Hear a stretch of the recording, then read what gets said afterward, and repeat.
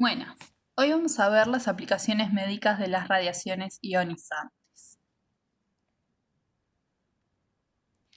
Una radiación es una emisión de energía o de partículas que se propaga a través del espacio. Se puede clasificar como ionizante o como no ionizante.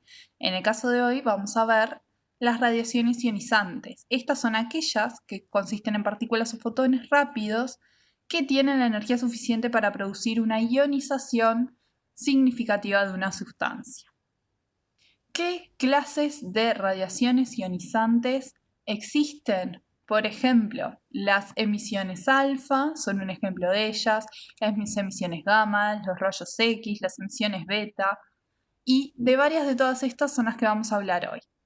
Primero vamos a definir un concepto, que es el concepto de fuentes selladas o fuentes abiertas. Las fuentes selladas son todas aquellas fuentes en las que el material radioactivo se encuentra confinado en un recipiente sólido, inoxidable, herméticamente cerrado, sellado, el cual impide la fuga de ese material. También podemos trabajar con fuentes abiertas, en las cuales nosotros el material que tenemos dentro de esa fuente abierta puede ser extraído, manipulado, pollo, sacarlo y que forme parte del ambiente. Por ejemplo, en las imágenes que ven en la parte inferior de la diapositiva, vemos que hay una persona con una jeringa, el cual está introduciendo ese material radioactivo dentro de un vial. Eso es una fuente abierta. Yo puedo manipular, sacar cierta cantidad de material radioactivo o agregarlo.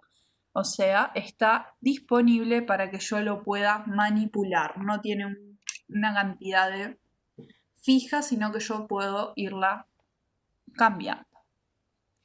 ¿Por qué es importante esto? Porque durante el teórico vamos a ver distintas fuentes que van a ser selladas o fuentes abiertas que se utilizan en el diagnóstico o terapia en medicina. Vamos a comenzar hablando de fuentes selladas, los usos de ellas ya sea en diagnóstico o en terapia de distintas enfermedades. Lo primero que vamos a ver son los rayos X. Los rayos X son una radiación que se produce de forma artificial, que surgen de fenómenos extranucleares a nivel de la órbita electrónica, producido por desaceleración de ciertos electrones. Se pueden utilizar los rayos X, ya sea en medicina, astronomía, industria alimenticia, por ejemplo en los aeropuertos también se utilizan cuando hacen el escaneo de las valijas, o sea que sus usos son muy versátiles y lo que permiten es ver algo que nosotros antes no podíamos. En 1896, el físico Wilhelm Röntgen tomó la primera radiografía de la historia, que pueden ver la imagen en la diapositiva, la imagen que tenemos de esos huesos de la mano, que es una radiografía tomada por este físico que le tomó a su esposa. Vemos que tenemos una mano, que se ven unos anillos en el dedo anular, y esta es la primera imagen de radiografía tomada en la historia. Le valió un premio Nobel en física en 1901 a Wilhelm Röntgen, y lo que fue un hallazgo muy importante en la medicina, ya que hasta ese momento no se contaba con ningún medio para ver qué sucedía dentro de las personas. Eran épocas en las cuales para poder saber si una persona estaba fracturada o no, no tenían forma de saberlo, tenían que abrir a la persona para poder tener certeza, y esto les dio una forma no invasiva de poder diagnosticar distintas patologías. Entonces fue toda una revolución, un descubrimiento que fue muy importante en su tiempo. Los rayos X, como yo les conté, se producen de forma artificial en un tubo de vacío que contiene dos electrodos, un ánodo y un cátodo, a los que se les aplica determinada tensión. Según la tensión que yo les aplique a estos electrodos, será la energía de esos rayos X que yo produzca. Y según la energía de esos rayos X que yo produzca, va a ser el poder de penetración de los mismos.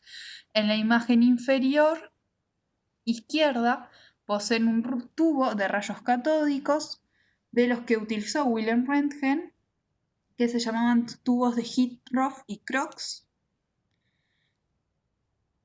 Y a la derecha poseen un tubo de rayos X más moderno que se utilizan en esta época. Los rayos X son utilizados en medicina en varios tipos de procedimientos. Tenemos las radiografías convencionales, que son esas imágenes 2D que nosotros conocemos, por ejemplo, cuando nos hacen una radiografía de tórax. También tenemos el uso de los rayos X en la fluoroscopía, que ya son varias placas de rayos X tomadas a tiempo real, las tomografías computarizadas y la radioterapia externa. Las tres primeras que le nombré son métodos diagnósticos con rayos X, y la radioterapia externa, como lo dice su nombre, es una terapia en la que se utilizan los rayos X. Vamos a comenzar con alguna de ellas.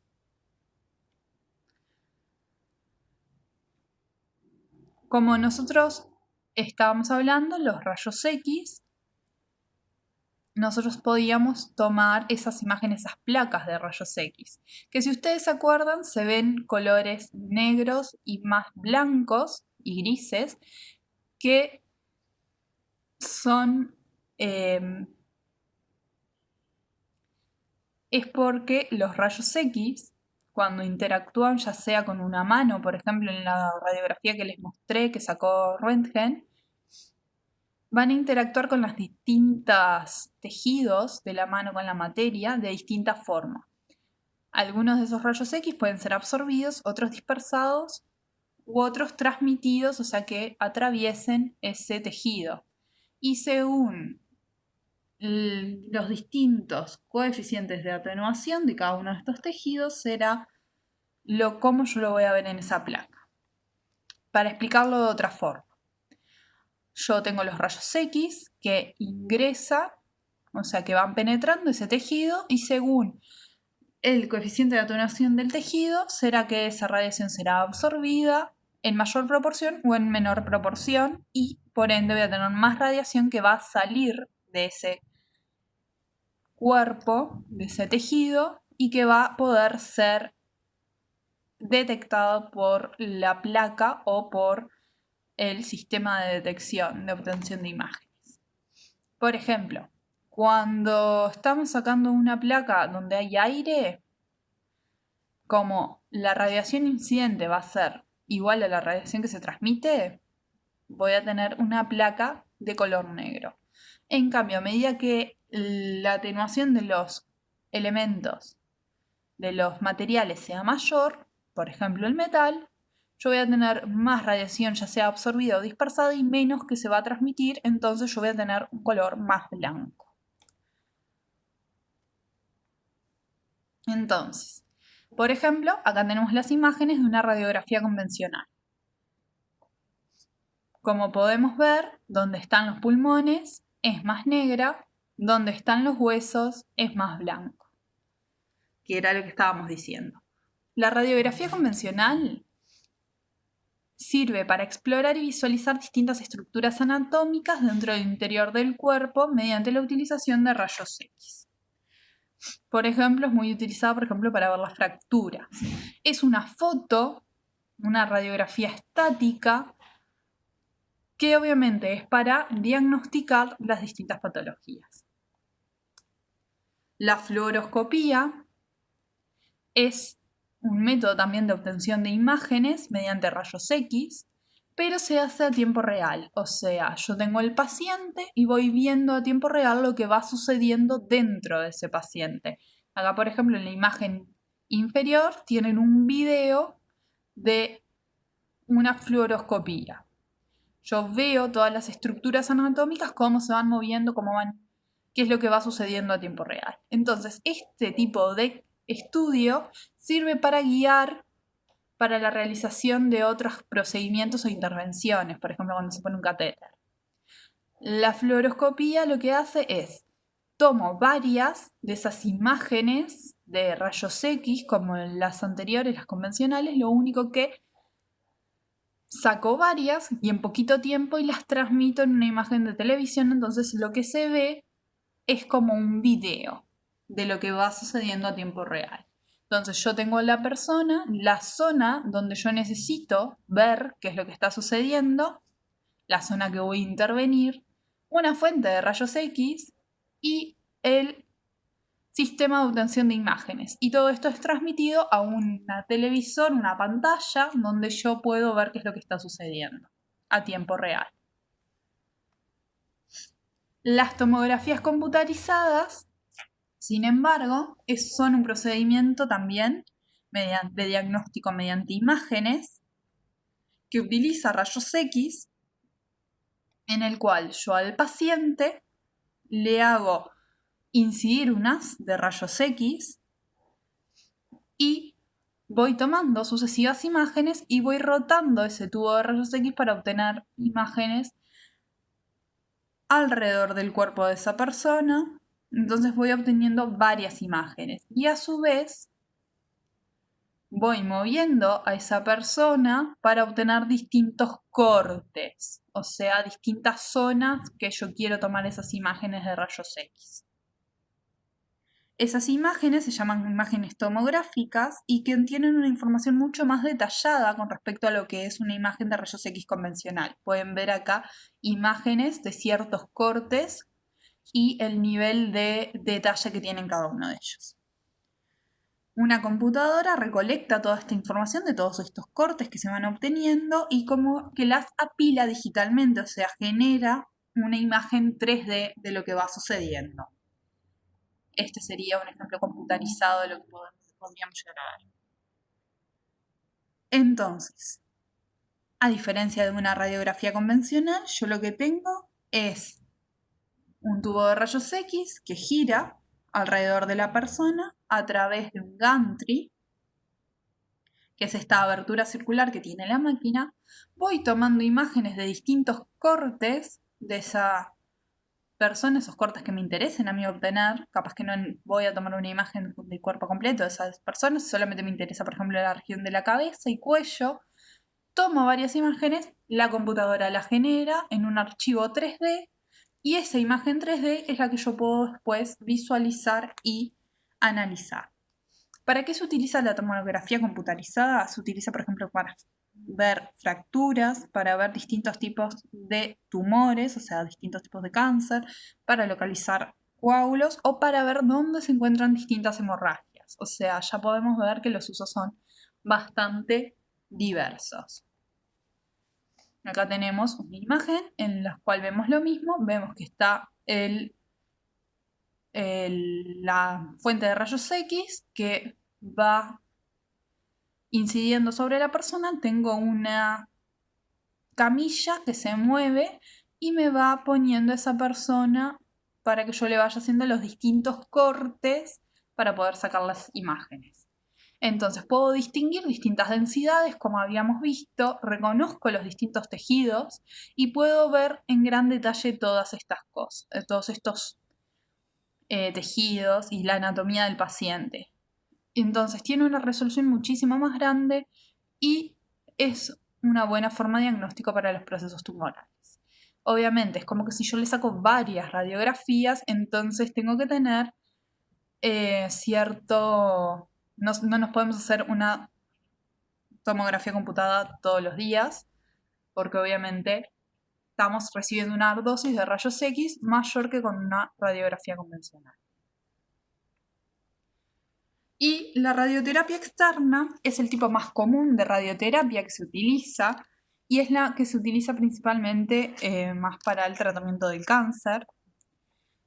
Yo tengo un equipo, una máquina que tiene un haz de rayos de alta energía que son emitidos hacia cierta zona del cuerpo del paciente donde hay un tejido maligno que yo quiero tratar. Por ejemplo, hay un tumor y yo me quiero deshacer de él, entonces hago que ese haz de rayos X, por ejemplo, incida sobre ese tejido.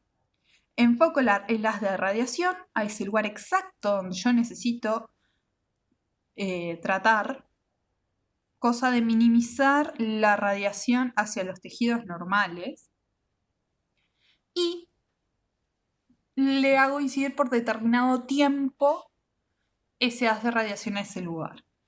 Esa cantidad de radiación que llega a ese lugar lo que va a generar es una destrucción del tejido y voy a minimizar, voy a achicar o voy a eliminar ese tumor. En la mayoría de los casos, este tratamiento de radioterapia externa se va realizando en varias sesiones y de manera ambulatoria. O sea que el paciente puede volver a su casa luego de haberse realizado la sesión de radioterapia. Ahora lo que vamos a hablar es el uso de los radionucleidos como trazadores.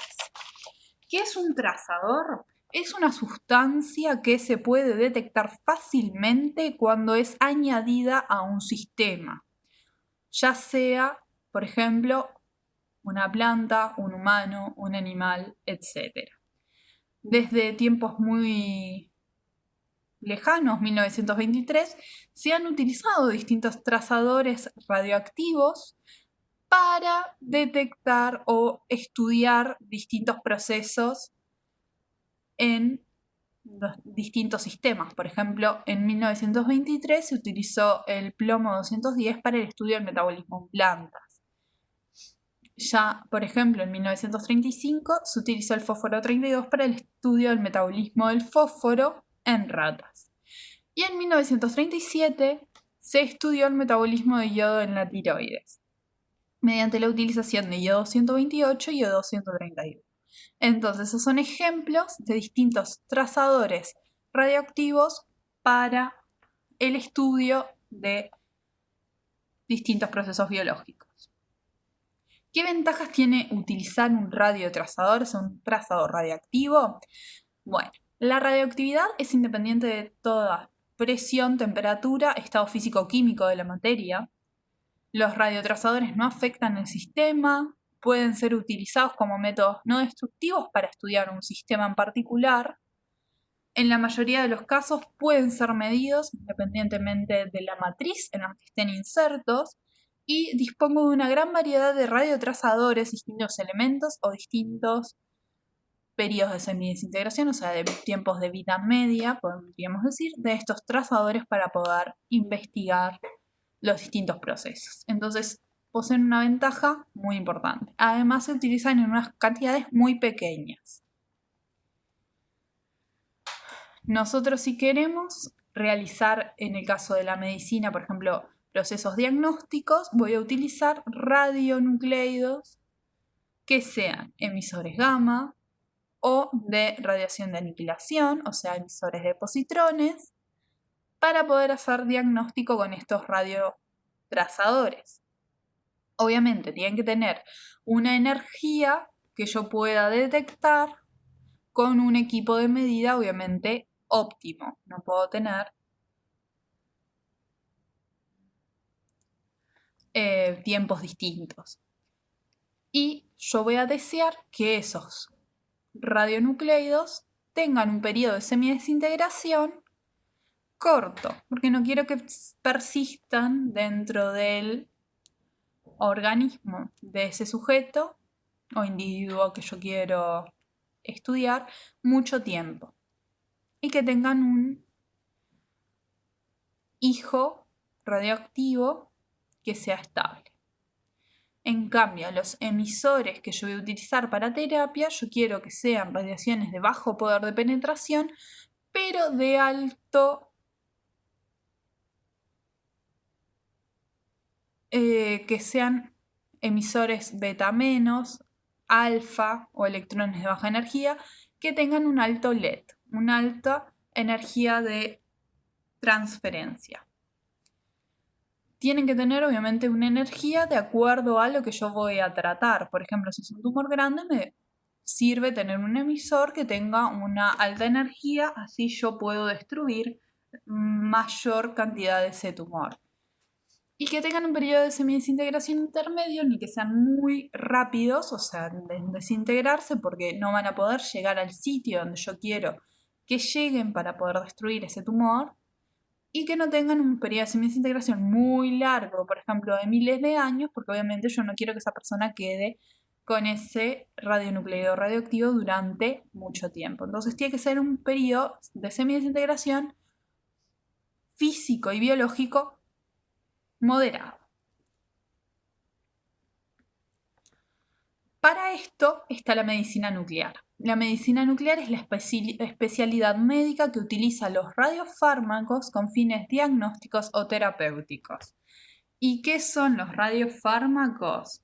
Son compuestos radioactivos que se dan a una persona para tratar o diagnosticar una enfermedad. Ahora los vamos a ver en más detalle. La medicina nuclear es una especialidad que se realiza en más de 10.000 hospitales del mundo. La mayoría de los procedimientos que se hacen son procedimientos diagnósticos, o sea, se utilizan radiofármacos diagnósticos. El más utilizado de ellos es el 99-metecnesio debido a sus propiedades, y está calculado que se realizan entre 40 y 45 millones de procedimientos en el mundo por año.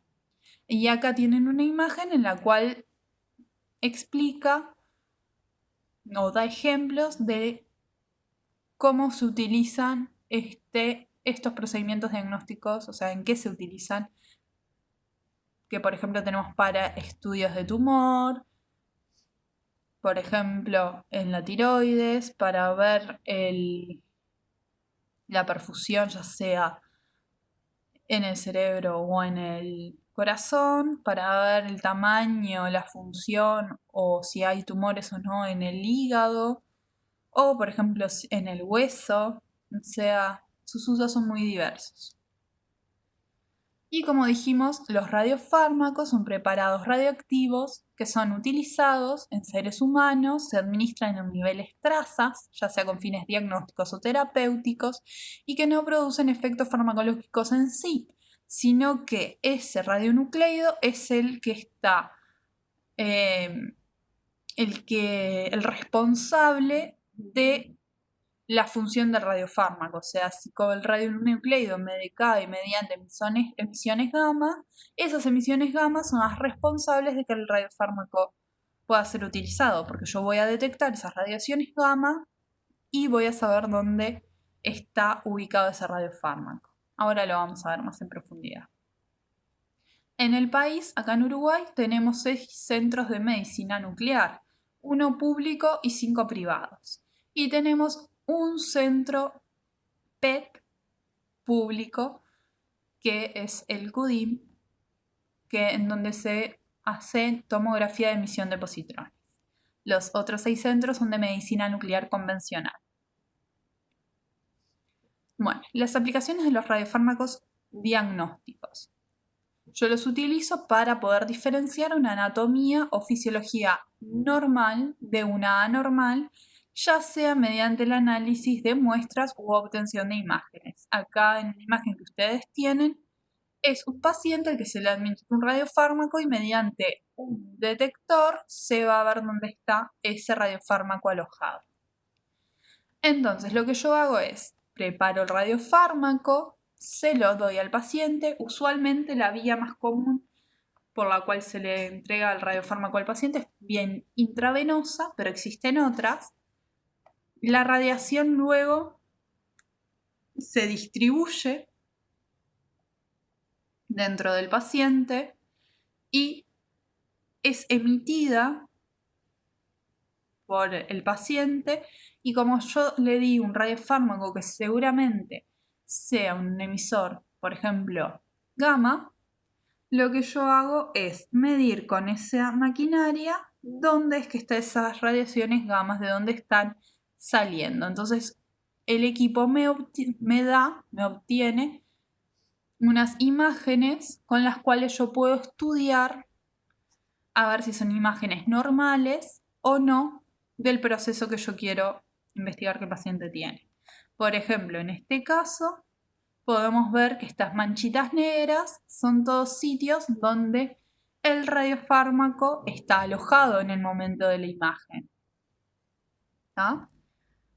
Entonces, esos lugares son lugares que yo tengo que ver si está bien que esté el radiofármaco o no. Las imágenes que yo obtengo no son anatómicas, sino que son funcionales. Dependen obviamente si se absorbió, distribuyó o se excretó el radiofármaco. Yo lo que veo son el metabolismo, los distintos procesos bioquímicos que van sufriendo estos radiofármacos. Tengo dos modalidades de obtención de imágenes para diagnóstico en medicina nuclear. Mediante PET o SPECT. ¿Qué quiere decir PET? Tomografía de emisión de positrones. ¿Y qué quiere decir SPECT? Tomografía monofotónica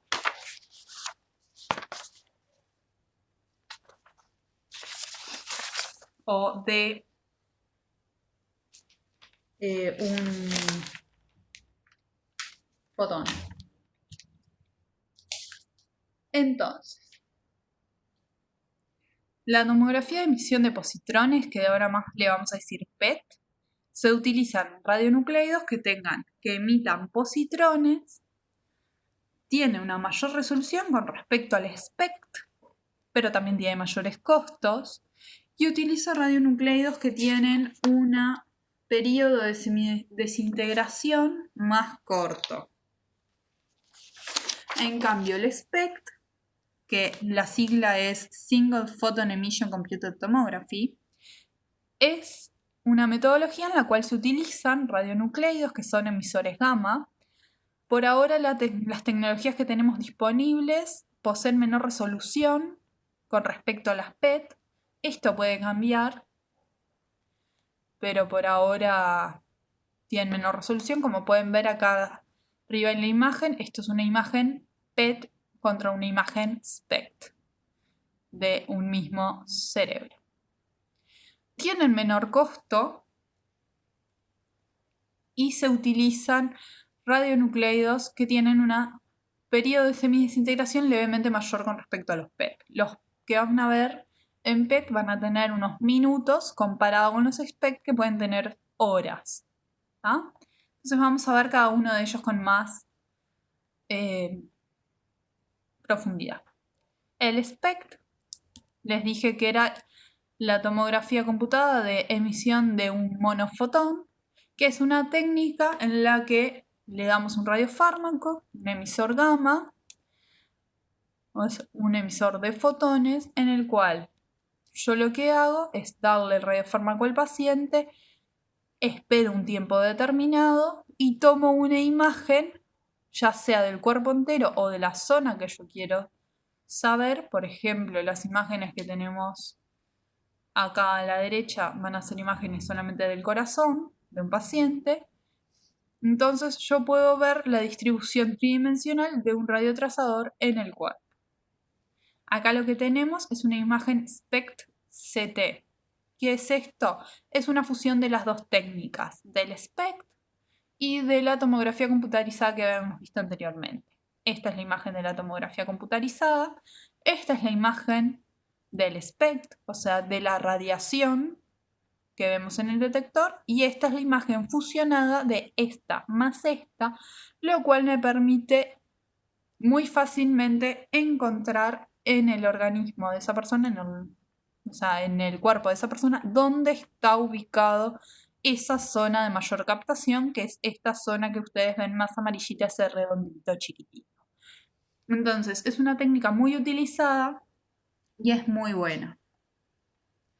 Después tenemos el PET. El PET, como les dije, es la tomografía por emisión de positrones, que implica obtener imágenes a partir de que se le da al paciente un radiofármaco que tiene un emisor de positrones. Ustedes, si se acuerdan, los emisores de positrones sufrían un evento en particular que era la aniquilación del positrón cuando se encontraba con un electrón, lo que hacía que se generara dos rayos gamma de 511 kiloelectronvolts cada uno, lo que se llama la aniquilación.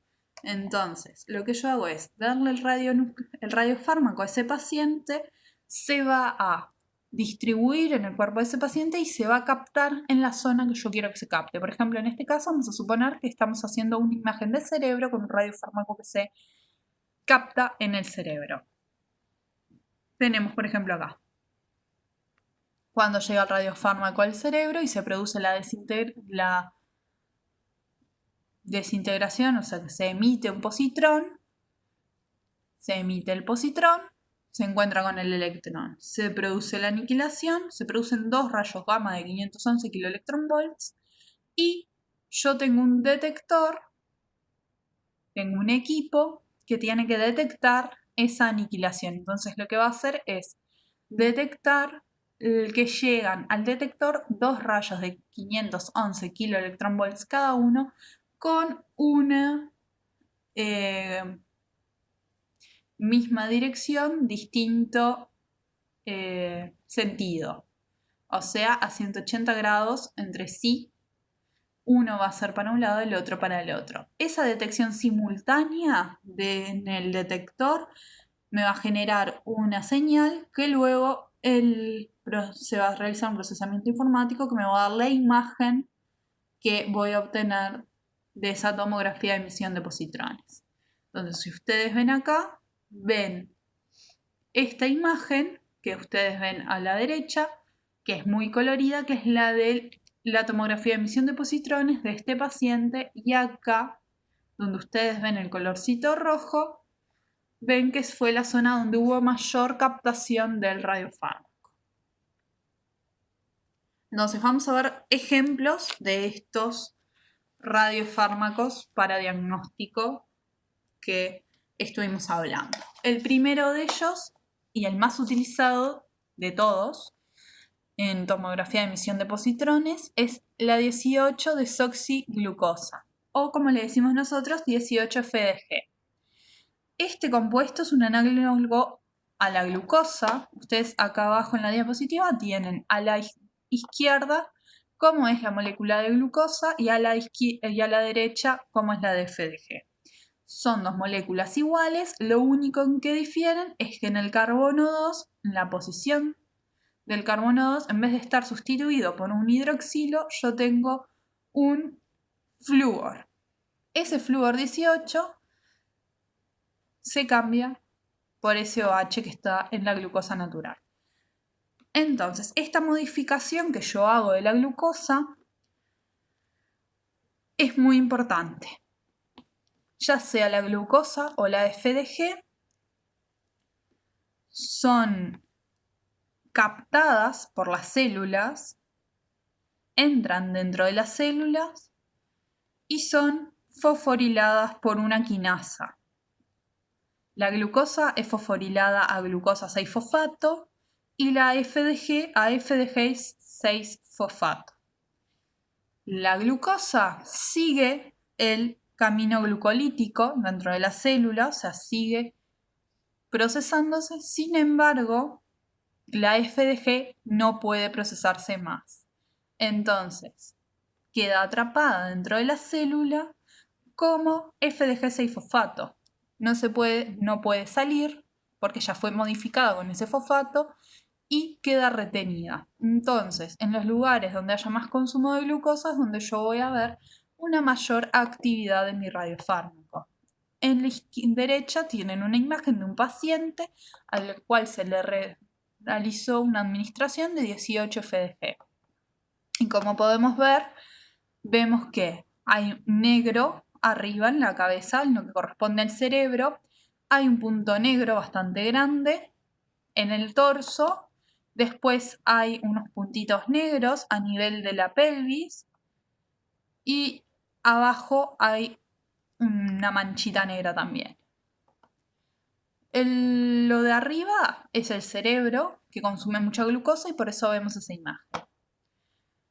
Las de abajo corresponden a la excreción del radiofármaco. El radiofármaco, al ser un derivado de la glucosa, se elimina vía renal.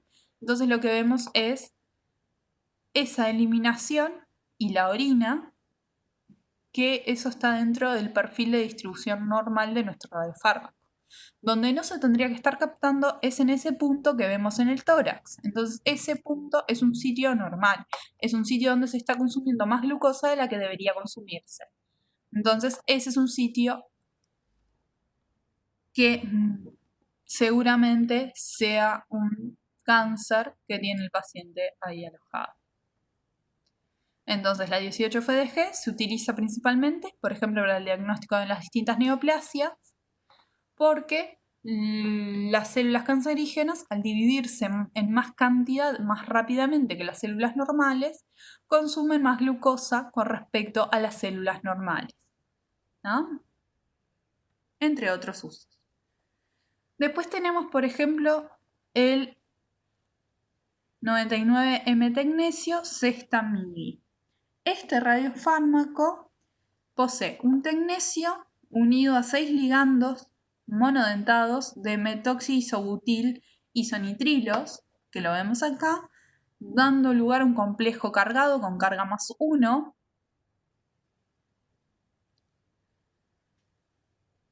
Y este compuesto se utiliza para estudios de perfusión cardíaca.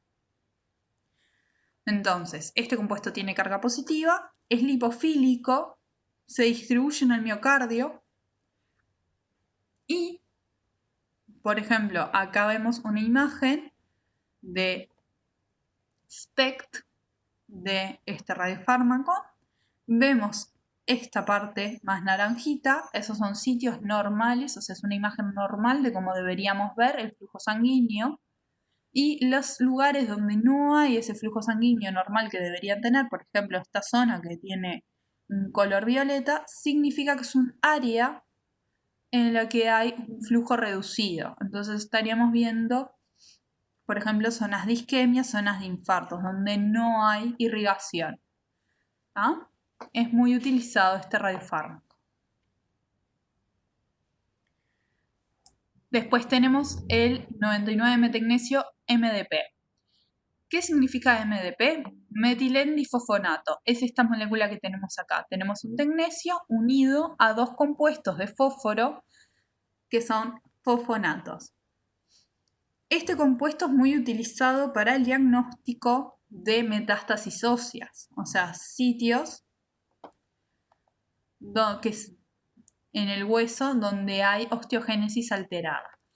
Cuando hay distintos tipos de cáncer que generan metástasis óseas, o sea que es común que parte de esas células neoplásicas se alojen en distintos huesos del cuerpo humano.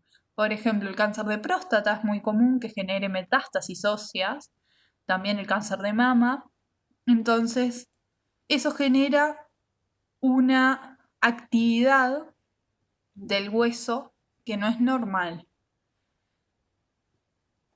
Entonces, con este radiofármaco se pueden ver esas zonas porque el radiofármaco se va a depositar en esas zonas donde hay una remodelación del hueso o hay una osteogénesis que está alterada.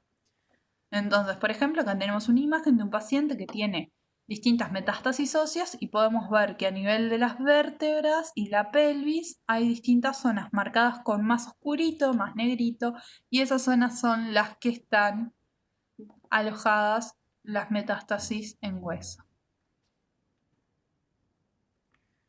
Otro compuesto que se utiliza es el compuesto B de Pittsburgh, que es el PIB, que es este que tenemos acá.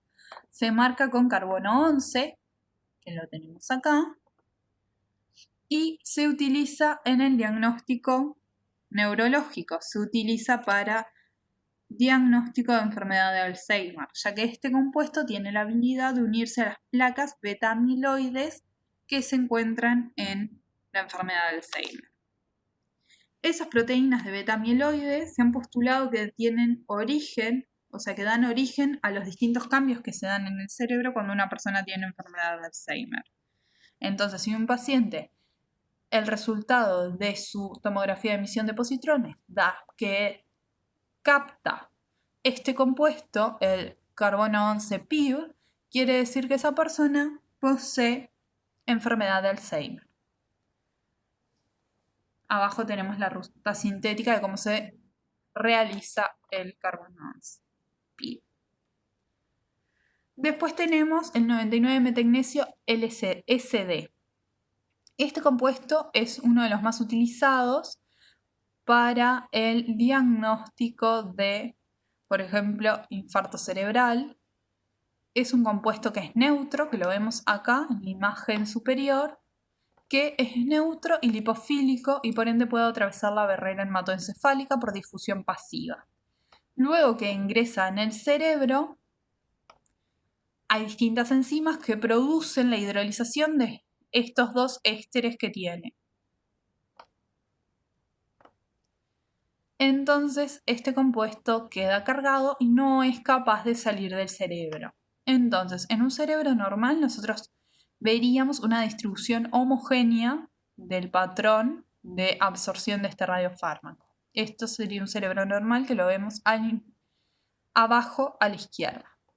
Se ha visto que cuando el paciente tiene Alzheimer o depresión también se ve modificado el patrón que se obtiene con respecto al patrón normal, y cuando hubo un infarto cerebral se ve que el patrón no es homogéneo tampoco, sino que en la zona donde hubo un infarto cerebral no se capta de este compuesto, ya que las células no son capaces, o sea, están muertas y no son capaces obviamente de obtener y retener este radiofármaco. Entonces las células muertas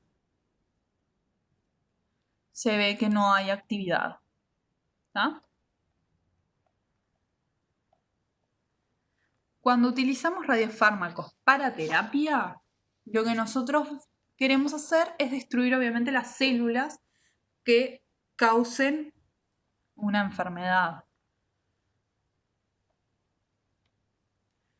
Si nosotros nos acordamos, las radiaciones ionizan, producen distintos cambios químicos dentro de la célula, por ejemplo, dañan el ADN, y esto puede causar la muerte celular si ese daño de ADN sea tan grande que la célula no sea capaz de repararlo. Y eso es lo que estamos buscando cuando hacemos terapia con radiofármacos. Lo que se suele hacer es preparar un radiofármaco, dárselo al paciente, el radiofármaco se va a distribuir en el cuerpo de ese paciente y se va a acumular en el sitio blanco, o sea, en el sitio que yo quiero destruir. Por ejemplo, si es un tumor, se va a acumular en los lugares donde estén esas células tumorales. Y la energía de ese radiofármaco, o sea, de ese radionucleido que contiene un radiofármaco, va a hacer que se vayan destruyendo las células en ese lugar. ¿Qué ventajas tiene la terapia con radiofármacos con respecto a, por ejemplo, la radioterapia externa? Es que yo no necesito saber dónde está localizado exactamente ese tumor para yo poderlo tratar, sino que simplemente le doy el radiofármaco al paciente, que tiene que ser el radiofármaco obviamente elegido de acuerdo a lo que yo quiero tratar. Por ejemplo, si el paciente tiene cáncer de tiroides, un radiofármaco que sé que funciona en cáncer de tiroides. Y ya solamente dándole ese radiofármaco sé que va a destruir el tumor sin necesidad de yo saber dónde están esas células. En el caso de que el paciente tenga metástasis, yo tampoco voy a tener que saber dónde están esas metástasis, porque esas metástasis también van a captar el radiofármaco y por ende van a ser tratadas mientras que yo esté dándole ese radiofármaco. Y las células normales no van a captar el radiofármaco o lo van a captar muy levemente, entonces no se van a morir células normales. Entonces se va a minimizar la dosis en los tejidos normales, o sea que yo no voy a matar células normales, que es lo que yo quiero en realidad. Quiero que las normales queden vivas y que las únicas que mueran sean las células malignas. Entonces, todas esas ventajas tiene la terapia con radiofármacos. Uno de los ejemplos más utilizados y el primero de todos ellos que se utilizó fue la terapia del cáncer de tiroides mediante la administración de iodo de sodio. Este fue el primer ejemplo de utilización de un radiofármaco para terapia. Se utilizó el iodo 131, que es un emisor beta menos. También tiene gamas, pero lo que nos interesa del iodo 131 son sus emisiones beta menos. Ese iodo 131 se suele dar vía oral, o sea, se da una solución de iodo 131 o se da una cápsula que contiene el iodo 131. Se utiliza para tratar ciertos tipos de cáncer de tiroides. Esa actividad, o sea, el paciente toma el iodo, se absorbe y casi todo el iodo se va para la tiroides. Las partículas beta menos que posee, que son emitidas por el iodo 131, van destruyendo las células tiroideas malignas y algunas de las normales también, y van matando el tejido. Los pacientes que se someten a la terapia con iodo 131 tienen una sobrevida muy elevada. Se suele utilizar esta terapia luego de haber removido la tiroides cuando un paciente tiene cáncer de tiroides. O sea, se hace una remoción quirúrgica, pero algo puede llegar a quedar de tejido tiroideo, entonces para matar ese tejido tiroideo que pueda quedar restante, se hace esa terapia con iodo 131. Entonces, se administra el iodo de sodio, la mayoría de las veces vía oral, se absorbe el radiofármaco en el intestino y se distribuye vía sanguínea. Es captada por la tiroides porque la tiroides es el órgano que principalmente consume el yodo, ya que es el encargado de realizar las hormonas tiroideas T3 y T4, que en su composición poseen 3 y 4 iodos respectivamente. Y la radiación que se emite por las partículas beta menos del iodo 131 hace que se destruyan las células presentes. Otro ejemplo de uso de radiofármacos para terapia es cuando el paciente posee dolor óseo. Como estuvimos hablando, el hueso era un lugar donde se podían haber metástasis óseas, o sea, células neoplásicas que forman una metástasis en hueso. El cáncer de mama, próstata y pulmón suelen realizar estas metástasis en hueso que le producen al paciente un gran dolor. Entonces, a esos pacientes es muy importante realizarles un cuidado paliativo correspondiente porque es un dolor muy fuerte el que sienten. Entonces, esas metástasis óseas producen unos dolores muy fuertes que a veces no pueden ser controlados con los medicamentos o analgésicos convencionales. Entonces lo que se realiza es la terapia con compuestos radioactivos. Entonces se administran compuestos radioactivos que se acumulan en las metástasis óseas, que suministran una alta dosis de radiación en la zona donde están esas células neoplásicas. Usualmente se utilizan radiofármacos que poseen radionucleidos emisores beta menos, en la gran mayoría de las veces. Algunos de los ejemplos son: se utiliza reño, se utiliza samario, se utiliza itrio, o sea, el más empleado fue el 89 estroncio, pero luego se empezaron a utilizar los difosfonatos marcados, por ejemplo con samario 153, lutecio 177 o reño 186 o 187. En todos estos casos son difosfonatos, como habíamos visto con el MDP, compuestos que tienen varios fósforos y que coordinan a uno de estos átomos radioactivos. En la imagen de la derecha tenemos una imagen de un paciente que se le dio un radiofármaco, que es el que tienen acá abajo. Lo único que en vez de acá tener itrio posee reño. Y esos sitios que vemos más oscuros, que vemos en negro, son sitios donde hay metástasis óseas y que es donde está el radiofármaco siendo captado y tratando ese tumor. Estas terapias suelen tener más o menos, le alivian el dolor al paciente bastante y tienen unos buenos resultados. Se pueden repetir durante un largo periodo de tiempo, pero no menos de 3 meses entre cada terapia, entre dosis y dosis. Otra terapia que se utiliza mucho es la terapia de los tumores neuroendocrinos. Estos tumores son tumores generados por células que pueden ser estimuladas por el sistema nervioso y son endocrinas porque pueden secretar hormonas. Entonces son células que principalmente están por ejemplo, en el intestino, páncreas, pulmones, y que tienen la capacidad de presentar receptores específicos en la membrana celular. En la mayoría de los casos, en más del 80% de los casos, se pueden encontrar los receptores de somatostatina. Entonces, los sitios más comunes en los que los pacientes tengan tumores neuroendocrinos suelen ser, por ejemplo, pulmón, páncreas, intestino delgado, recto, tiroides, adrenales, etc. Y para el tratamiento de estos tumores se utiliza, por ejemplo, el radiofármaco 177 lutecio dotatate. Este compuesto es un análogo de la somatostatina que se une a esos receptores de somatostatina que vimos que presentaban estos tumores, llevando el átomo radioactivo, en este caso el lutecio, a ese lugar. El lutecio es un emisor beta menos, que a su vez tiene un periodo de semidesintegración de más o menos 7 días y que se puede administrar en varias dosis.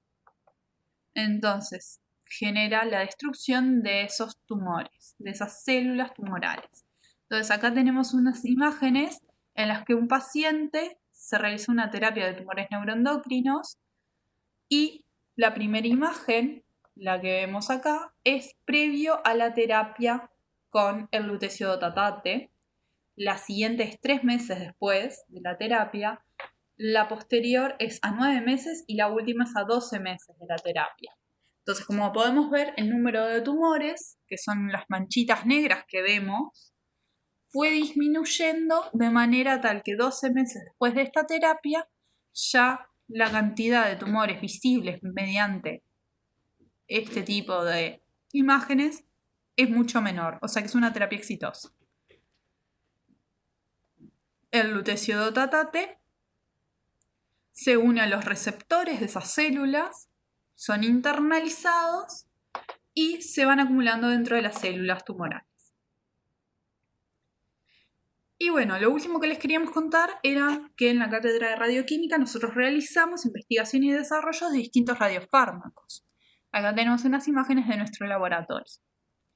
Tenemos distintas líneas de investigación, pero en todos los casos lo que se realiza es primero saber qué procesos es que nosotros queremos diagnosticar o tratar, para poder identificar qué molécula va a ser captada, para poder sintetizar esa molécula, marcarla con un átomo radioactivo y hacer los estudios in vitro y in vivo que necesitemos hacer. También se pueden hacer estudios de esas moléculas, pero utilizando un isótopo estable para poder saber cómo es la química y la estructura de ese compuesto de ese radiofármaco que nosotros estamos investigando. Porque obviamente las moléculas radioactivas, o sea, los radiofármacos, van a tener un periodo de semidesintegración que dado por que el radiofármaco decae, el radionucleido decae.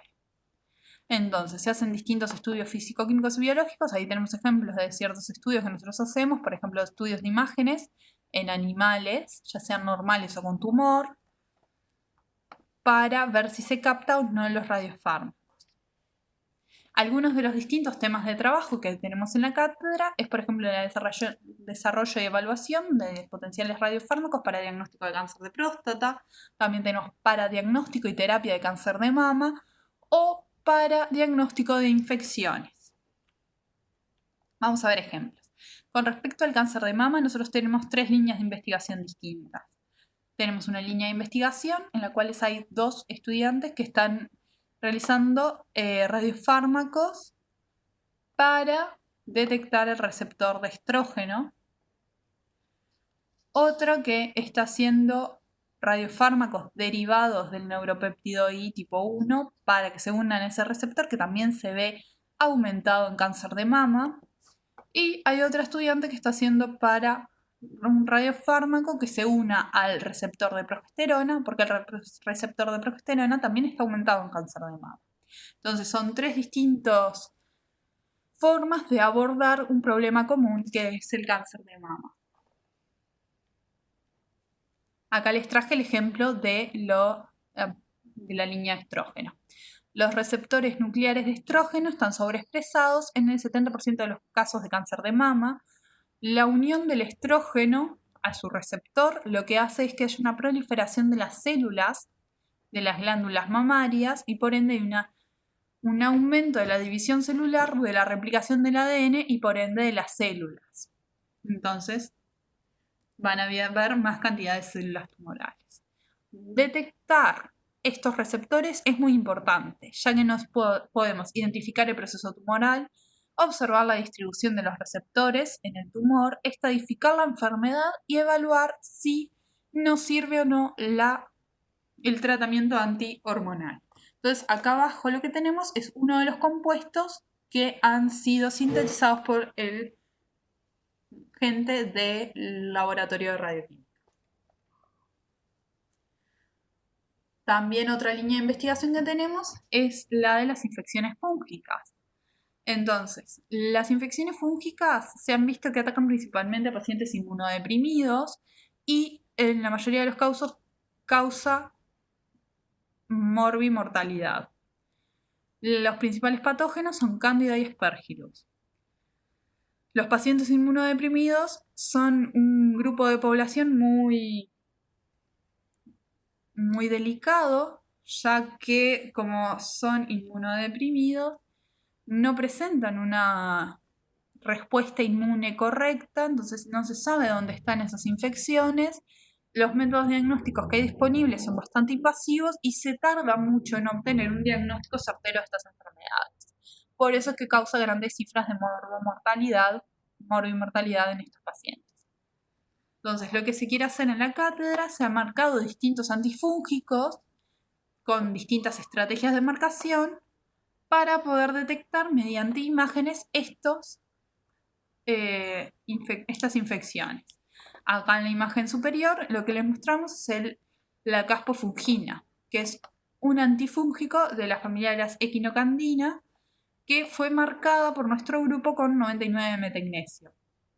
Y lo que se hicieron fueron imágenes, que les traemos acá, de ratones que tenían inflamación estéril, una inflamación con Candida albicans o una inflamación con Aspergillus niger. Entonces tenemos 3 grupos de ratones donde está el circulito de color celeste, es donde está la inflamación estéril o donde está la infección con Candida albicans. Y lo que se puede ver es que en la infección con Candida albicans y la de Aspergillus se ve una mayor captación de radiofármaco con respecto a una inflamación estéril. Por ende, funciona el radiofármaco. Es útil para estas patologías. Después, en otro lugar donde se hace diagnóstico mediante investigación y diagnóstico mediante radiofármacos es el Centro Uruguayo de Imagenología Molecular o CUDIM. Allí hay varias líneas de investigación para el desarrollo de nuevos radiofármacos. ¿Se acuerdan que CUDIM es un centro que es el Centro Uruguayo de Imagenología Molecular, en el cual se realiza tomografía de emisión de positrones? ¿Se acuerdan del positrón? Que al encontrarse con el electrón lo que pasaba era que se producía la aniquilación. Allí tienen máquinas donde se realizan las tomografías por emisión de positrones y se hace el diagnóstico. Por ejemplo, en QDIM hay un ciclotrón, que es el equipo con el que se producen los radionucleidos con los que se van a trabajar. O sea, tiene un ciclotrón que produce 18 flúor, 11 carbono. Tienen módulos automatizados de síntesis, que son módulos en los cuales se realizan todas las etapas de marcación del radiofármaco sin necesidad de que el operario esté expuesto a esa radiación, porque estamos hablando de radiofármacos PET, por ende son de muy alto poder de penetración, porque acuérdense de esos dos rayos gamma de 511 kiloelectronvolts. Entonces los módulos de síntesis me permiten realizar la marcación sin necesidad de yo estar manipulando el paso a paso de esa síntesis. Y tienen cámaras PET-CT, que son cámaras híbridas que se realizan imágenes PET, o sea, de tomografías de emisión de positrones y de tomografías computarizadas, y se fusionan las imágenes. Muchas gracias. Les dejo mi correo por si tienen dudas. Saludos.